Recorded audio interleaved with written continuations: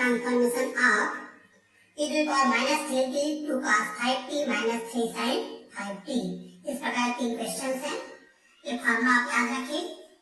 Laplace e to the power at cos bt का formula होता है s minus a upon s minus a whole square plus b square। इसका formula होता है b upon s minus a का whole square plus b square। और इसका formula होता है gamma n plus 1 upon s minus a whole to the power n plus 1। ये कुछ फॉर्मूले आपको याद रखने हैं। फर्स्ट क्वेश्चन में हम आते हैं। यहाँ पर आप देखिए e to the power minus 3t का मल्टीप्लाई दोनों से होगा। यहाँ 2 कांस्टेंट है, बाहर कर दो, माइनस 3 कांस्टेंट बाहर कर दो, लाप्लास दोनों में ऑपरेट होगा। ये फार्मूला हमने यूज कर लिया। यहाँ पर ये वाला फार्मूला यूज किए और यहाँ भी ये वाला फार्मूला में यूज किया। इसको सिंप्लीफाई किया, ये हमारा आंसर आ रहा है। सेकंड क्वेश्चन में आते हैं। यहाँ पर 2 का मल्टीप्लाई 2 का डिवाइड कर दिया हमने। अब 2 cos स्क्वायर t को लिख सकते हैं 1 plus cos 2t का e to the power 2t का मल्टीप्लाई दोनों से होगा। इसमें भी लाप्लास ऑपरेट होगा, इसमें भी लाप्लास ऑपरेट होगा। इसका लाप्लास होगा 1 upon s minus 2। इसके लिए फॉर्मूला आप यूज कर लीजिए। तो इस प्रकार से आंसर आएगा। इसको आप सिंप्लीफाई कीजिए, सॉल्व कर लीजिए, ये आंसर आपको मिलेगा सेकंड क्वेश्चन का। थर्ड क्वेश्चन ये है हमारा। इसको t की पावर 1/2 लिखिए, फार्मूला यूज कीजिए जो हमने बताया था गामा, थर्ड फार्मूला में बताया था गामा n plus 1 वाला। ये फार्मूला यूज कीजिए और इसका आंसर आएगा गामा 3/2 होता है 1/2 रूट पाई।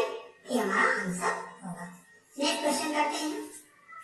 हमें इन दोनों का लाप्लास ट्रांसफॉर्म निकालना है। साइन हाइपर s का, साइन cos हाइपर s का फार्मूला आप याद रखिए, दोनों फार्मूले, ये फार्मूले भी याद रखिए। फर्स्ट क्वेश्चन करते हैं। साइन हाइपर 2t का वैल्यू रख दिया हमने, इस फार्मूला का यूज किया। ये आ जाएगा e to the power 2t minus e to the power minus 2t/2।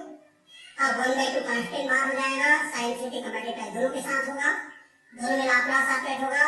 Laplace का ये वाला फार्मूला हमने यूज किया, रख दिए फार्मूला। फिर इसको सिंप्लीफाई किए तो हमारा आंसर जो आ रहा है, इस फॉर्म में आ रहा है 12s upon s की power 4 plus ns square plus 169। यहाँ पे cos हाइपर 3t है, cos हाइपर 3t का फार्मूला हमने यूज किया। 1/2 कांस्टेंट बाहर हो जाएगा, cos 2t का मल्टीप्लाई दोनों के साथ होगा, लाप्लास दोनों में ऑपरेट होगा। फार्मूला आप यूज कीजिए, इसको सिंप्लीफाई कीजिए तो हमारा आंसर ये आ रहा है। नेक्स्ट क्वेश्चन करते हैं। हमें इसका लाप्लास फाइंड आउट करना है। तो यहाँ पर एक पार्टिकल 1 भी है, t भी है, 0 भी है। 1 कब है? जब t का रेंज 0 और 1 के बीच है। एक पार्टिकल t कब है? जब t का रेंज 1 से 2 के बीच है।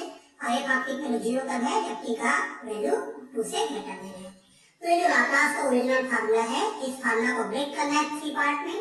फर्स्ट आएगा 0 to 1, सेकंड आएगा 1 से 2 और थर्ड आएगा 2 से इंफिनिटी। तो 0 से 1 में एक पार्टिकल 1 आएगा, 1 से 2 में एक पार्टिकल t आएगा और 2 से इंफिनिटी में एक पार्टिकल 0 आएगा। ये वैल्यू रख दिए। अब इसका इंटीग्रेशन करना है, इसका भी इंटीग्रेशन करना है, इंटीग्रेशन कर लीजिए। और इंटीग्रेशन करने के बाद लिमिट पुट कीजिए। यहाँ पे अपर लिमिट 1 है, लोअर लिमिट 0 है, यहाँ पर लिमिट 2 है, लोअर लिमिट 1 है। इसको सारा होगा, ये आपका आंसर आएगा। अगला क्वेश्चन हम करते हैं। √t minus 1/√t का होल क्यूब। ये फार्मूला आप याद रखिए, मैंने b के होल क्यूब का एक फार्मूला यूज कर लिया है। यूज करने के बाद में सभी में लाप्लास ऑपरेट कीजिए। तो इसमें इसका जो लाप्लास होगा gamma s 3/2 plus 1 upon s की पावर 3/2 plus 1। इसका फार्मूला होगा गामा 1/2 plus 1 upon s की पावर 1/2 plus 1। तो यहाँ पर लाप्लास का फार्मूला यूज कर लीजिए। अब फार्मूला यूज करने के बाद में ये गामा 5/2 होता है 3/2 1/2 रूट पाई, गामा 3/2 होता है 1/2 रूट पाई, गामा 1/2 होता है रूट पाई और गामा -1/2 होता है -2 रूट पाई। तो इस प्रकार से आपका ये आंसर मिलेगा। अगला क्वेश्चन हम करते हैं। यहाँ पे है cos √t upon √t। cos s का फार्मूला याद रखिए। तो cos √t का फार्मूला हमने लगा दिया, इस फार्मूले को यूज किया। 1/√t का मल्टीप्लाई सभी के साथ होगा, फिर सभी में लाप्लास ऑपरेट हो जाएगा। फिर लाप्लास का फार्मूला आप यूज कर लीजिए। तो लाप्लास का फार्मूला यूज करने के बाद में आपको इस प्रकार एक सीरीज मिलेगा। गामा 1/2 रूट पाई होता है, गामा 3/2 1/2 रूट पाई होता है, गामा 5/2 3/2 1/2 रूट पाई होता है। सब में root pi by root s common निकलेगा, ये आपका आंसर आएगा। यहाँ तक भी आप आंसर लिख सकते हो, या इसको इस फॉर्म में भी लिख सकते हो, क्योंकि e to the power -1/4s इसको ओपन करोगे तो ये मिलेगा। तो यहाँ तक भी आंसर लिखोगे चलेगा, तो ये भी आप लिख सकते हो। अगला क्वेश्चन हम करते हैं ये, एक हाफ t इक्वल टू है mod of t minus 1 plus t plus 1। यहाँ पर देखो मॉड लगा हुआ है, इस मॉड को हटाना पड़ेगा हमें, इसके लिए हम दो अलग केस लेते हैं। पहले t अगर 1 से ग्रेटर है तो t माइनस 1 पॉजिटिव आएगा, धनात्मक आएगा, और t माइनस 1 अगर पॉजिटिव क्वांटिटी है तो इसको मॉड हटा सकते हैं, तो मॉड ऑफ t माइनस 1 को t माइनस 1 लिखा जा सकता है। क्यों लिखा जा सकता है? क्योंकि t माइनस 1 पॉजिटिव है, धनात्मक राशि है। तो मॉड ऑफ t प्लस 1 को भी t प्लस 1 लिख सकते हो, क्योंकि t और 1 दोनों पॉजिटिव है। तो f ऑफ t क्या आएगा? t minus 1 plus t plus 1, 1 1 cancel होगा, 2t आएगा। ये तभी आएगा जब t को 1 से ग्रेटर होगे। तो अगर t को 1 से लेते हो तो 1 माइनस t पॉजिटिव आएगा। क्यों? क्योंकि t जो है 1 से छोटा है, तो 1 बड़ा है, 1 इज ग्रेटर देन t, तो 1 माइनस t पॉजिटिव आएगा। तो मॉड ऑफ 1 माइनस t को 1 माइनस t लिख सकते हो, और मॉड ऑफ 1 माइनस t को मॉड ऑफ t माइनस 1 भी लिखते हैं, ये दोनों सेम है। तो मॉड ऑफ t माइनस 1 के हुआ 1 माइनस t, और मॉड ऑफ t प्लस 1 हुआ t प्लस 1। इसका वैल्यू आया 1 माइनस t, और इसका वैल्यू आया t प्लस 1। t भी कैंसिल होगा 2।